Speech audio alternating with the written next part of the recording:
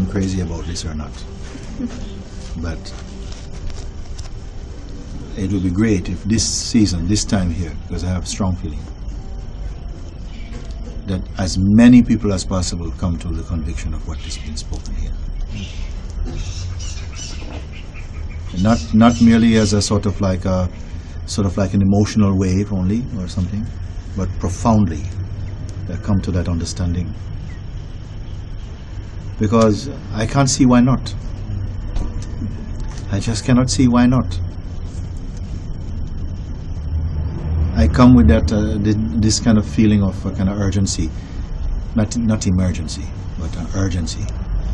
That somehow, look, you know, if I feel really that a lot of very mature beings, let's put it like that, come here to get is a great place that give you all the support you can do to really come to clarity about it.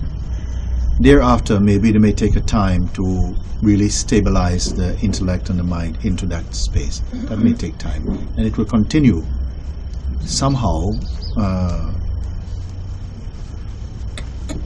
The dynamic consciousness will continue maturing, refining itself.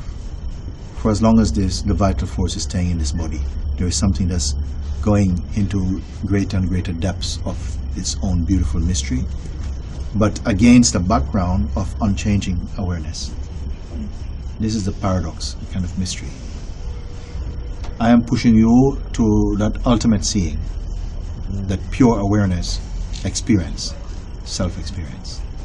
The rest is a gradual stabilizing of the attention so that the vasana energies, those dormant energies inside, they are burnt. They are burnt, no?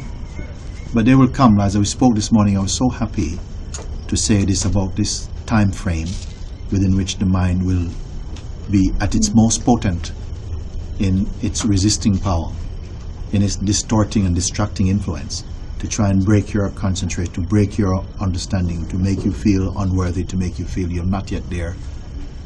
All these things will come, and you have to bear that assault. And so this is why we talk about these things, so we can expose these things in open air, so you know beforehand. Because if you expect something to give a big fight, you're more prepared. And then you maybe see it's not a big fight at all. I don't know. But it was a joy to expose this type of thing, that it does happen. And innumerable beings have come to a place of stillness, of no mind, and so on. But sometimes gradually mind crept back in. But initially crept back in, it doesn't have any power.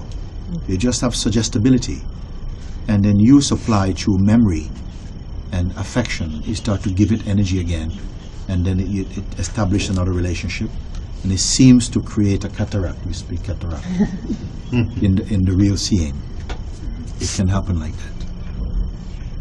But I like to feel that as it has done here, and I don't want to say anything more than that, so it is possible to come to that, because I don't feel that grace has any bias in it. It's a mystery. Why some people come, maybe among each of you, maybe know hundreds of people your life touch, hundreds of people are touched by your own existence, whose life are somehow intertwined with you at varying degrees and varying, sort of like intensity. But you are the one who is here. And to give yourself undivided,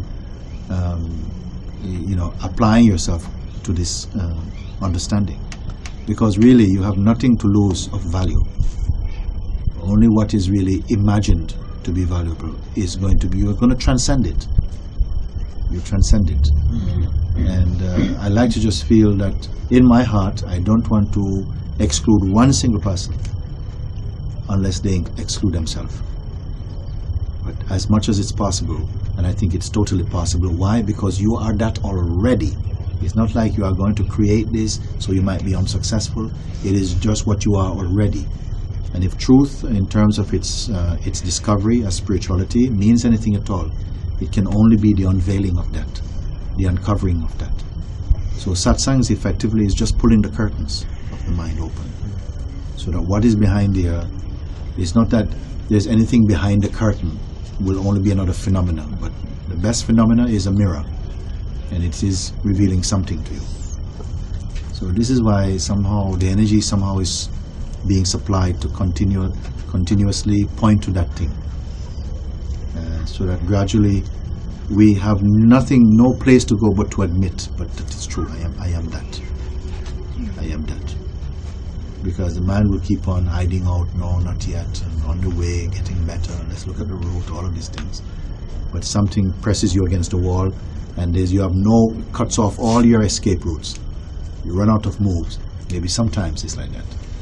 But for some people it's simple. They look and there's so much joy in discovering. So much joy in coming to this discovery. You're so grateful because you think, my God, what have I done to deserve even such a beautiful discovery? You see? Because I think if we were sitting down and this satsang was about learning how to turn water into wine, there would be millions of people queuing up to get in. And everybody would be so happy, you know? But instead, you are being shown the way to your timeless, eternal existence. And sometimes I see people looking very sad. You're suffering. That's amazing.